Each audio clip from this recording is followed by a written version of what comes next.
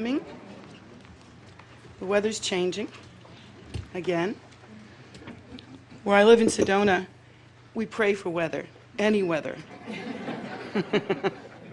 We wake up in the morning and go, oh, it's another day in paradise.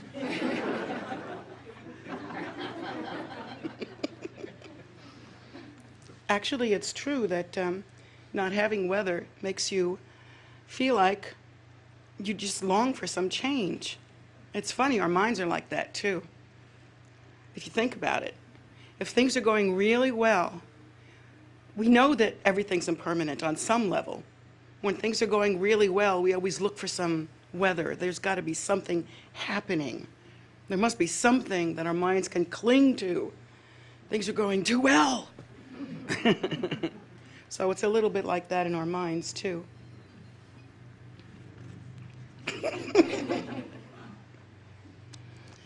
Well, this morning I would like to teach about planting your garden, your Dharma garden, as you enter onto the path. And I'd like to talk about having the right motivation, right attitude, right action, those kinds of the right conduct, those kinds of virtuous directions so that you can plan accordingly for your path. When we enter onto the path,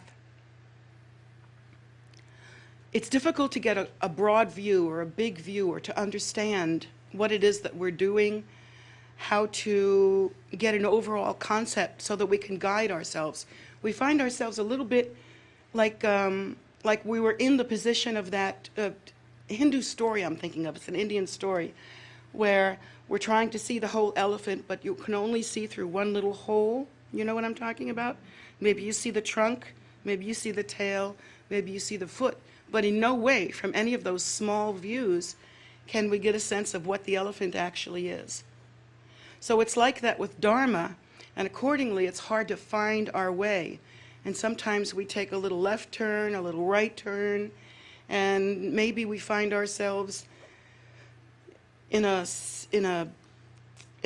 thicket or a forest that we didn't intend to be in, where it's hard to find our way back, and it's hard to keep ourselves pure on the path.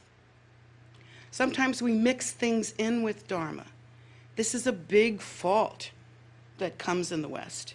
Because in the West we've been taught a certain way. Culturally, we are taught to perceive or to try to perceive or to reach for an external deity. And we are taught that we should curry favor with that deity in whatever way our religion instructs us to. And so there's this external phenomena, an idea that we have that really is not what the Buddha has taught. Because according to the way the Buddha has taught us, the goal is not to go to heaven, hang out with your buddies playing harps. We are taught that we're not really going for a Snickers bar at the end of our lives. We're not going for a gift. We're not waiting for someone to gift us or for us to earn something that gives us the credit into Disneyland or Heavenland or whatever. The Buddha taught differently than that. The Buddha taught us that whatever we are reaching for can be found by not going anywhere, by not leaving the very place that you are in.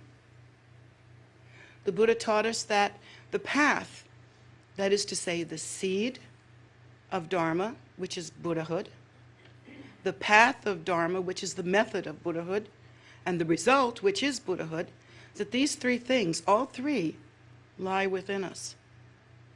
Completely, I should say, spontaneously complete and full with all its qualities. The goal here, then, is to awaken or recognize one's true nature.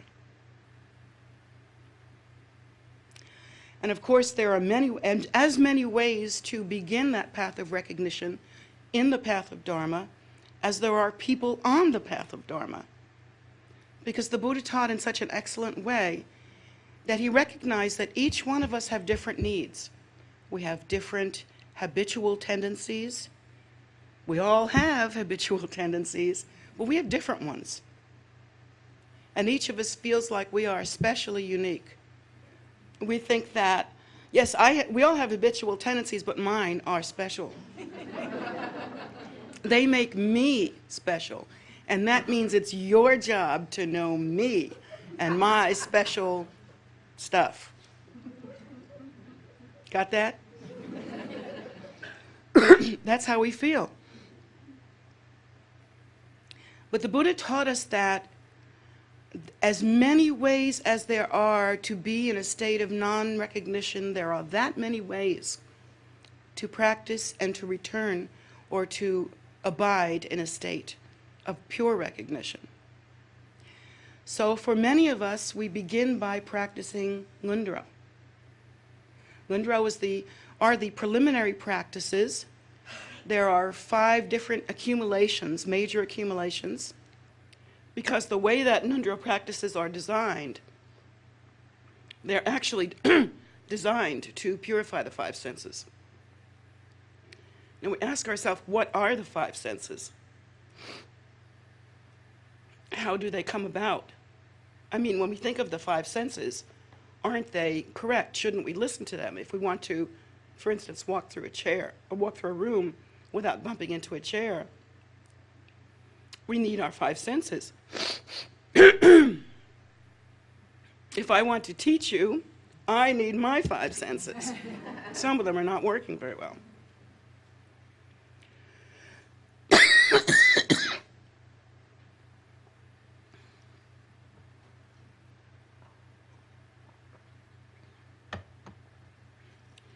And actually, we think of the 5 senses as being guiding factors, and we think of ourselves as handicapped when they don't work perfectly. Like if we have no vision or no hearing. And in fact, that's true to a certain extent. But in truth, our consciousness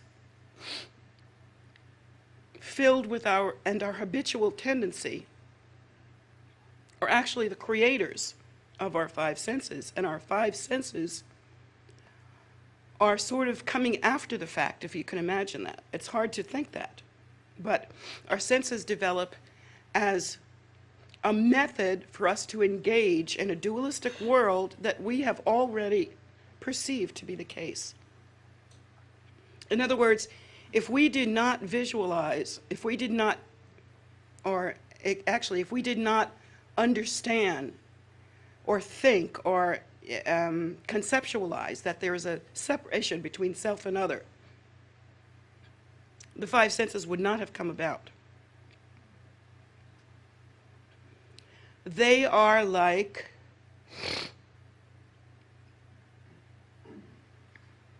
capabilities that are indicated by our attachments and repulsions and our belief in self-nature as being inherently real. So the 5 senses, in whatever form, considering whatever kind of life we have been born into,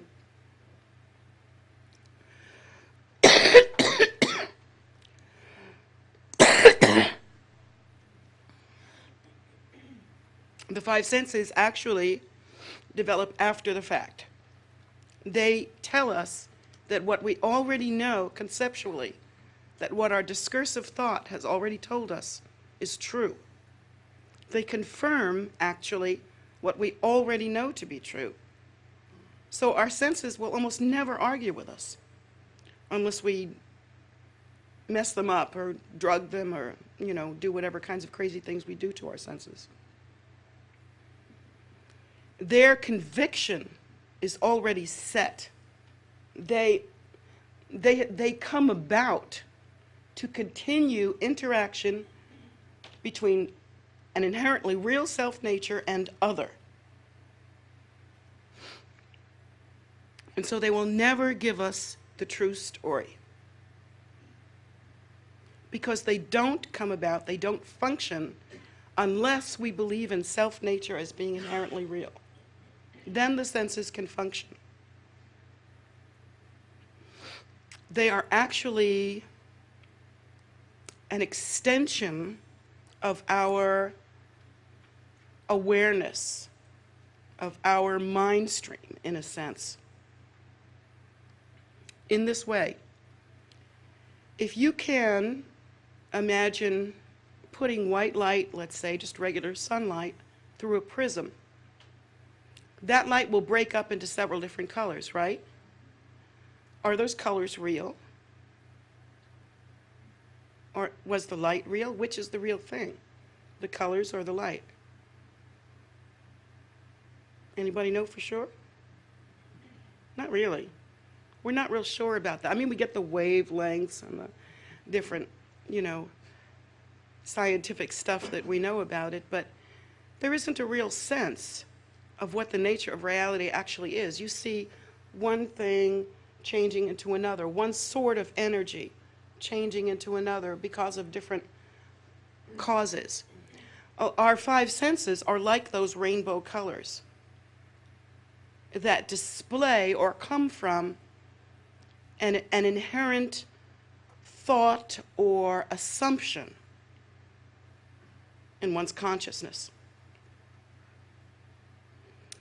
So in the sense that the consciousness is like the pure light, and the senses are like the display that is put through a prism. In that way, they are exactly the same. And what is the prism that our senses come from or seem to display from? That prism, that is our own habitual tendency in our minds. That's our particular prism. Set of ideas, set of assumptions, set of concepts, set of beliefs that we have been trained in since the time we were newborn. Because as newborns, the first thing we are trained to do is to use our senses. So we understand reality literally from the outside in. It's like we're trying to look inside the window of our own house without the good sense to go inside. Our looking through our senses is like that. And when we practice Ngundro, we begin to purify those five senses. We begin to bend some of the ideas that we have. For instance, when you take refuge, if you think about it, we take refuge in the three precious jewels maybe for the first time. We practice refuge, we practice bodhicitta, which is taking refuge in the three precious jewels, and then the commitment to practice in a compassionate way. Now, how does that purify the five senses? Well, if you think about it, what did you used to take refuge in? What do you still take refuge in? We take refuge in everything from the sofa and the TV to our belongings, to our relationships, to whatever material goodies we have been trained to be attached to. We have taken refuge in the belief that everything's just solid the way it is. We've taken refuge in our five senses. And boy, isn't that crazy when you think about what they actually are, that they are just this play of our own ideas. So it really is like an orphan looking into the window of a beautiful castle that really is where he lives, but he doesn't know any better. We're sort of like that. When we begin to take refuge in the three precious jewels, we begin to turn away from things that are inherently disappointing and dissatisfying. And this sense of dissatisfaction has not been understood until now. We know that we are dissatisfied. We know that we are unhappy. We know that we don't have the things that we want. We know that things aren't the way that we want, but there's no real understanding of what the problem is. So we try to fool around with our five senses, kind of manipulate things. We make things look better, we clean things up, we move things around, trying to make ourselves happier. For the first time then, when we take Nundro, practice Nundro, we repeat again and again and again some intention to see the truth for the first time, not to just take the illusion of the five senses and make and wear them on our head like a crown, make them form our new ideas for us. Rather than that, we begin to learn to look a little bit deeper, to have a deeper perception. Because in order to practice refuge, for instance, there are certain things that you have to realize. You have to realize that the refuge that we are practicing is directed towards that which is not part of samsara. In order to practice refuge truly, we look around at the things of the world and we think, looks solid, seems solid, maybe I can even drink it. Yep, still feels like liquid, feels like a glass. But for the first time, we're beginning to recognize that there's an underlying nature. And we're beginning to recognize that phenomena has certain characteristics. For instance, this is impermanent. Pretty soon I'll finish this, and then it will be gone. Then it'll be just a glass. And then what? And everything that I have here, it will all eventually decay and rot away. Even this Vajra throne that looks so wonderful and splendid, even this will decay and rot away. The material will decay and rot away. Even the very clothes that we're wearing, even our bodies decay and rot away. Some of us are learning that. And they change over time. We're beginning to learn and orientate ourselves a little bit differently to understand that the things we have relied upon up until this time, including our own vanities, are leaving us right now. Well, they seem solid, but in due time, everything is impermanent. Material things will no longer exist. They will pass. Relationships will pass. Everything that goes up comes down. Everything that is born must die. And nothing that we perceive is the same as it is even for 10 minutes. Although there's something about our consciousness and the way that we perceive that makes everything seem stable. Sure, I don't look the same as I did 20 years ago, but basically everything's stable.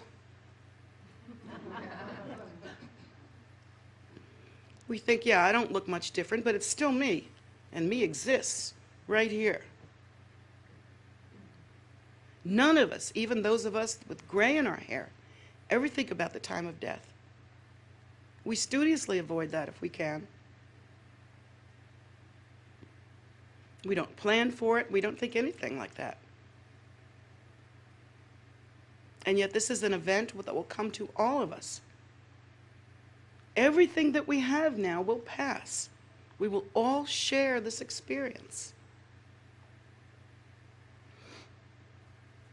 And for the first time, as we enter onto the path and practice Ngundro, we begin to understand that. It can be a little painful at first. We'd rather have a philosophy or a religion that gives us pie. We'd rather have pie. Pie in the morning, pie at night, and we'll all be happy. And then at the end, we get the biggest piece of all. I wish it were like that. I wish it were just pie, but it's not. And the hard fact is we have to face that reality. Rather than going through our lives like deluded sheep, sort of drunk with our own concepts and willful ideas. Instead of that, we begin to practice Dharma. And in practicing Dharma, we see that everything is impermanent. But underlying all of it, there is something essential. There is this primordial wisdom nature that is our true nature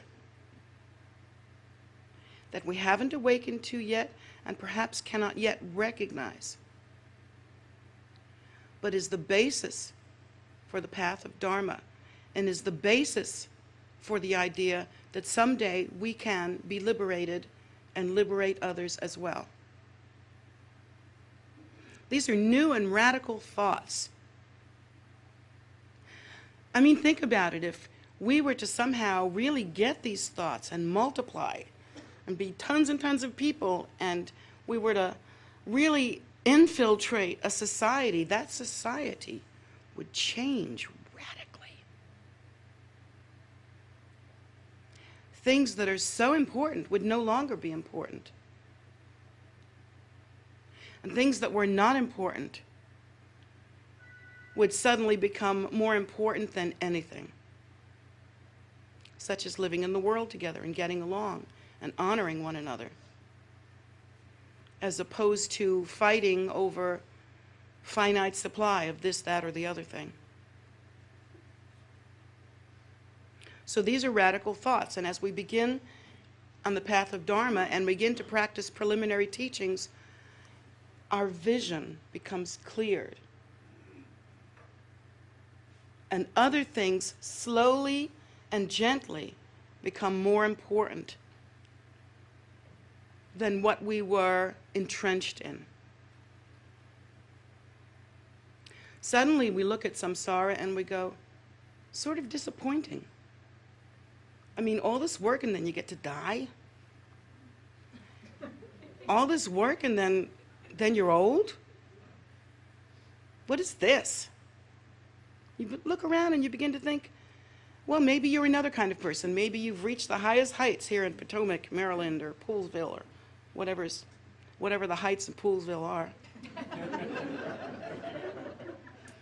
Maybe you've reached the heights. Maybe you've got the big house and the cars and the beautiful family and all of that, and you wonder, and now I still get to get old and die. And it's beginning to look a little, I don't know, sort of like you had a party last night and the next day you get up and you look at the house.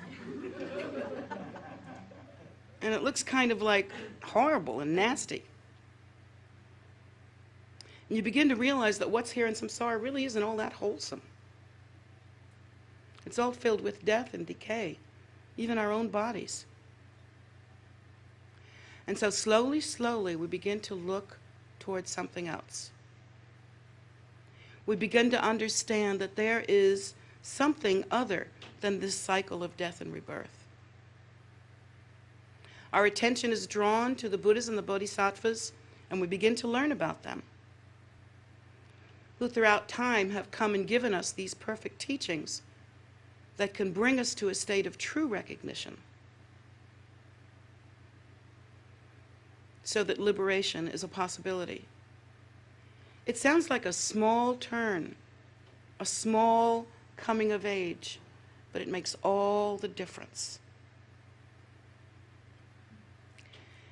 In order to practice Dharma, you have to go through this kind of true seeing what the faults of cyclic existence actually are, seeing how impermanence is devastating, seeing how no matter how you love or who you love or what you do to try to keep things together, to try to bring help in an ordinary way to the world, that there is no help to be brought, no ordinary help at least.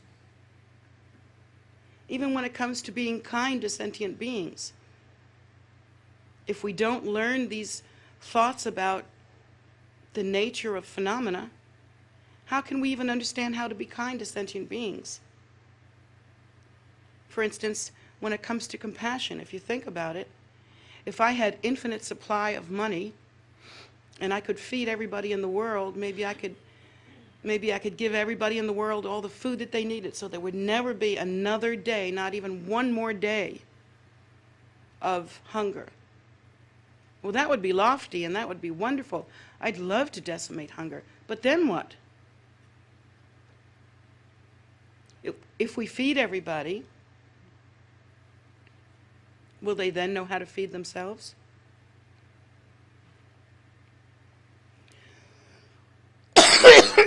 Will they know how to not die? Will they know how to stay healthy? Can we keep them from suffering? Can we follow them from their death into their next life and feed them there too?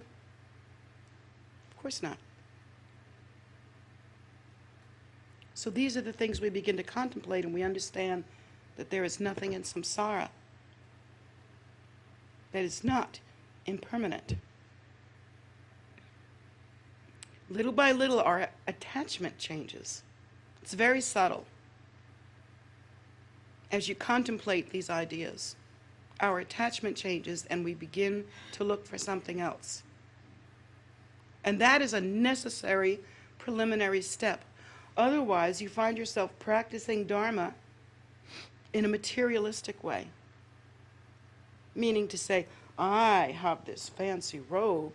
I can walk like this. I can look very lordly.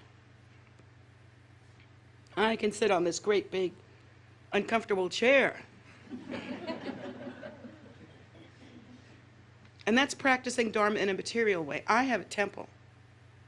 I live in Washington, D.C., and I go to a cool temple, and that makes me a cool person. I'm not like the other folks. I am cool. I do this exotic thing, and it makes me feel good. I minister the Buddhist teachings to the people, and it makes me feel good. There's not much help to be had there. And one would hope that in practicing Dharma, in walking on this path, that the basis of it would be some recognition of the false of cyclic existence. Otherwise, there's no hope. Eventually, we will be practicing Dharma in a materialistic way.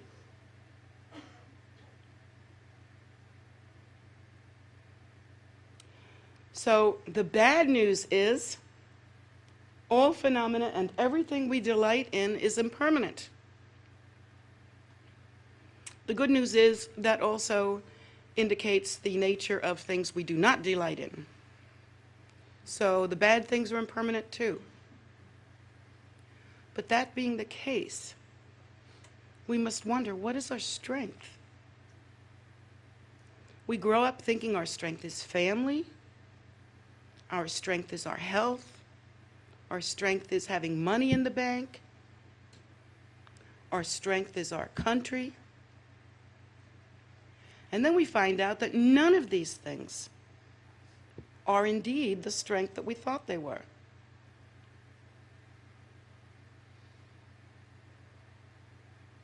That in fact the only thing that you can never lose, that you cannot destroy, and that you cannot abandon from lifetime to lifetime is your nature.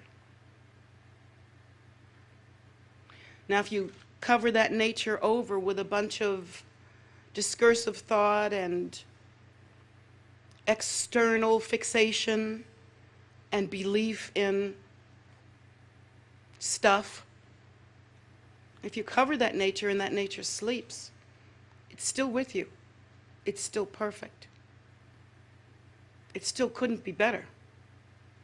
It is still absolutely complete and yet spontaneously clear. But we are asleep. Kind of like the Walking Dead. Kind of like that orphan looking in the window of that grand castle, being cold and hungry and not knowing that the castle is his.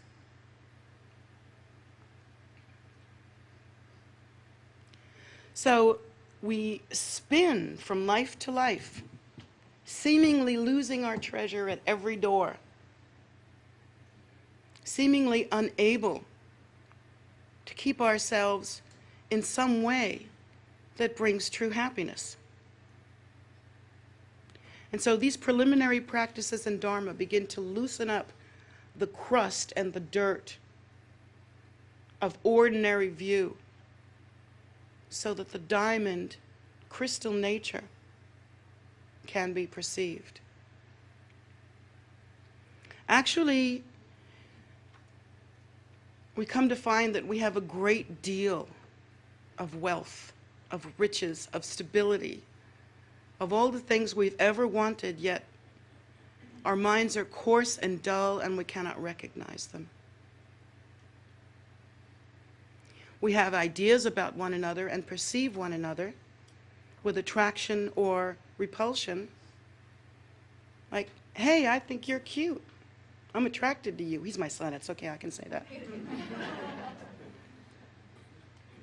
And then I'll say, hey, I don't think you're so cute. I don't like you too much.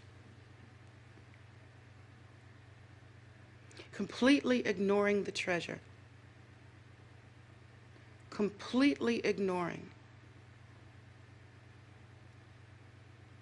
the Buddha.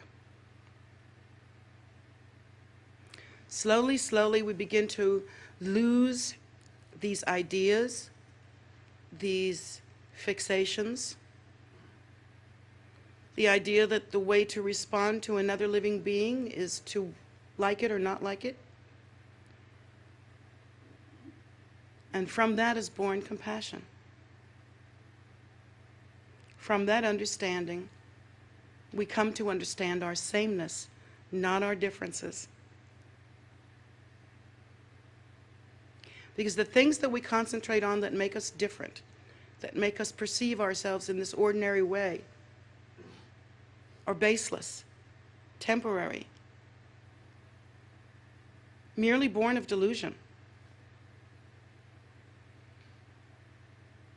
And what makes us the same cannot be destroyed.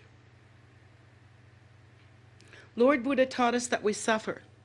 We all suffer from the same thing. We suffer from desire. We suffer from the belief that self-nature is inherently real and that other is inherently real also, whether it be other thing or other person. And I either want or don't want that. I either accept or reject that. I react with hope and fear. But never, ever are my eyes opened in such a way that I can see their nature. Now we're at a precious doorway, a place where this fundamental thing can change. A place where we actually and truly can begin to awaken. How amazing that is, to move into a state, finally, of recognition, like opening one's eyes for the first time and seeing color, seeing beauty, seeing light, something like that. But even that is just a false way of describing, just a way to describe it so that it seems delicious, and you'll come and taste a little bit.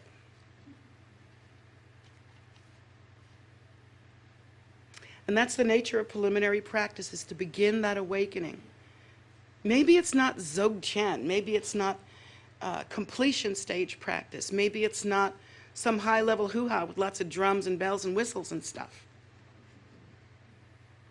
But if it begins to awaken you, oh, what a step to take. How amazing if we begin to awaken finally. Buddha taught us that we are suffering from desire,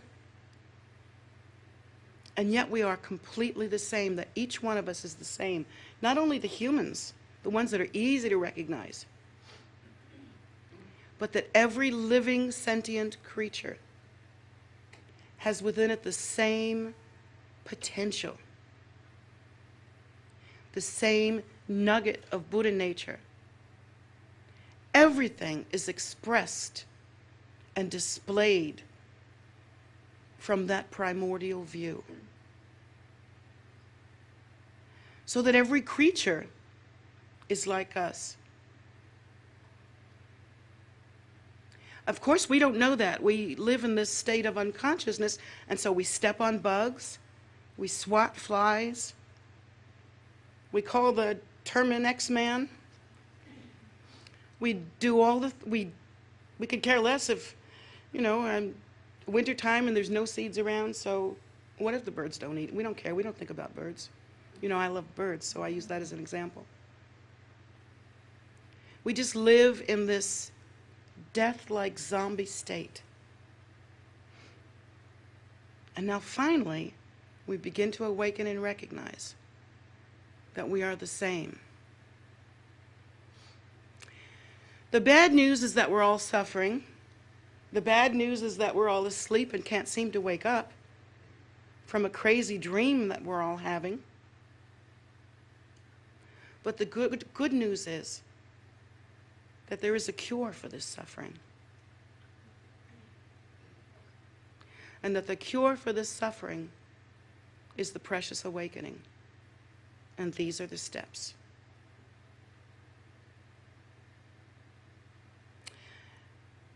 As we begin to practice Ngundro, we take refuge in that which is unseen. We promise to practice compassion that we may never see the result of. We purify ourselves of deeds that we can't remember doing.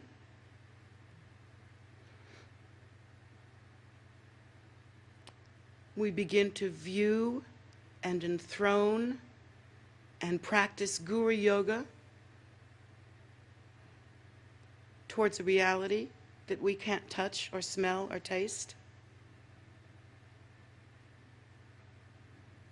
And yet, even while we're doing all these seemingly crazy things, we are following the instruction of those who have gone beyond, of the Buddhas and the Bodhisattvas, who have awakened from this dream and have seen and have recognized. And so while we're doing all these crazy things, we're not getting any richer, or maybe not getting any prettier or any younger, but something amazing is happening. We've entered onto a path where we begin to recognize the nature of reality. For instance, in Ngundro, when we begin to practice Guru Yoga, suddenly we're all confused because here we are, we're living in a democracy, and everybody's supposed to be equal except for President Bush. And so everybody's supposed to be equal here in this democracy. Who says these things? So we're living in this democracy, and everybody's supposed to be equal, and then all of a sudden we're supposed to see this, seems like we're supposed to see this one person, supposed to put that person on a throne, supposed to think of that person differently as one's refuge, as one's root guru. Oh, even in a democracy, we're not ever prepared for that. We're not ever taught for that. We're supposed to make offerings to this person and think that this person is our only hope. This is it, your only hope.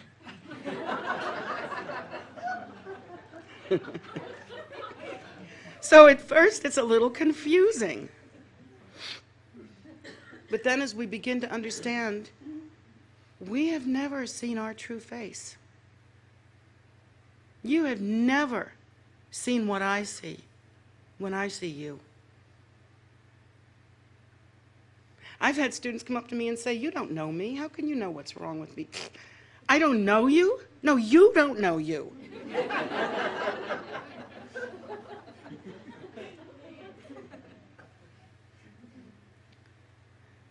So we practice this practice and we go through this routine, and suddenly we begin to realize that this face that we are looking at, that after practice suddenly does seem to be somewhat holy. This person that we're looking at that seems to have this wisdom Suddenly, through practicing Guru Yoga, I realize that this teacher and I are the same. That in our nature, we are the same. That by practicing deeply and profoundly, I know the face that is my teacher and my own face. So in the beginning, I practiced looking outward, and then ultimately I find that the throne is within. So it's really funny. You're being asked to not believe the five senses that you were trained to believe in since birth, and that I can find all kinds of reasons why they work. They just work.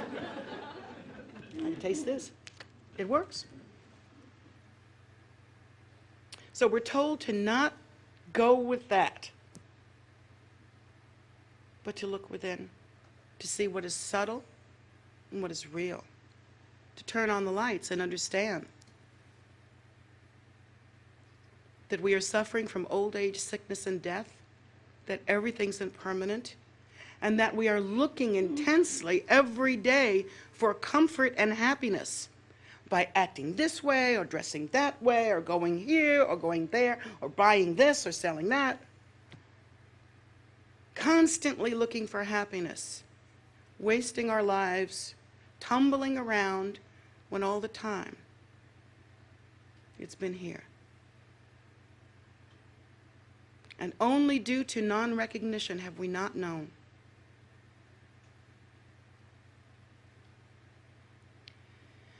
All this time we've been creating causes for unhappiness, thinking we were trying to be happy. We thought, I'll be rich and powerful, that'll do it. I'll be gorgeous and sexy, that'll do it. Or I'll be this or that, and that'll do it. And it never did it. It never did it. And all this time we had Buddha in the palm of the hand.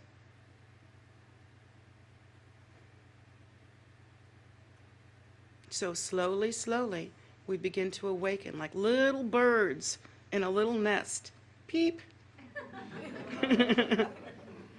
We stretch out and look for some more food. And that's the spiritual event that we are engaging in now as we begin to practice Ngondro.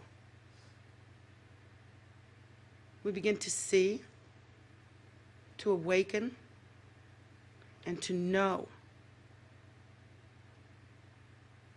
We begin to do everything we were taught not to do, and to ignore all the things we were taught to depend on. And suddenly, we're strong and we're free. Eh maho, how beautiful. And so that's the nature of this path. It's not easy. It takes a while. You have to trust what you didn't trust before, and let go and abandon what has been harming you. There's no way you're going to get out of this without changing. But let's face it, you are trying to change from ignorance to bliss. So change you must. So have a wonderful day. Say some mantra, some prayers. Look in the mirror and see something new for a change. And thank you very much. No.